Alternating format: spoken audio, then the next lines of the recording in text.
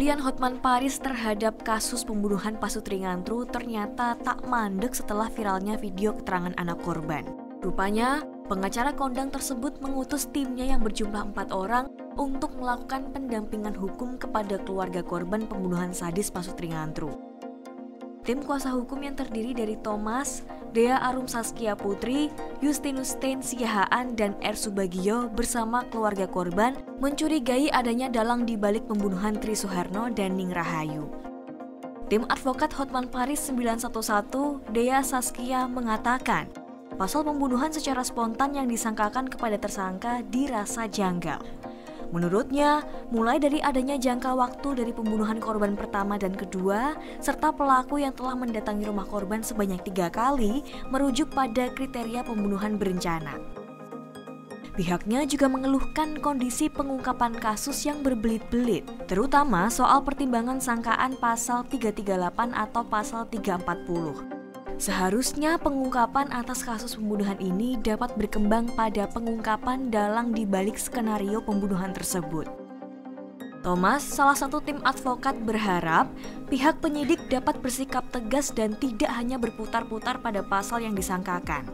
Akan tetapi, bisa mengembangkan kasus ini lebih jauh demi memecahkan pertanyaan soal siapa dalang sebenarnya di balik kasus sadis ini. Di dalam fakta-fakta, kita mengetahui bahwa sangkaan yang diterapkan oleh pelaku dengan pasal 338 itu tidak adanya kesesuaian. Harusnya pihak penyidik itu bersikap secara jelas. Harusnya menyerapkan pasal 340 terlebih dahulu. Karena apa? Fakta yang diperoleh pihak pelaku, terduga pelaku itu sebelumnya sudah pernah mendatangi rumah korban sebanyak 3 kali. Selanjutnya, di waktu kejadian pula korban mengeksekusi itu adalah di tempat yang menurut si pelaku itu adalah tempat yang paling aman. Makanya hal itu sudah jelas penerapan pasal 340.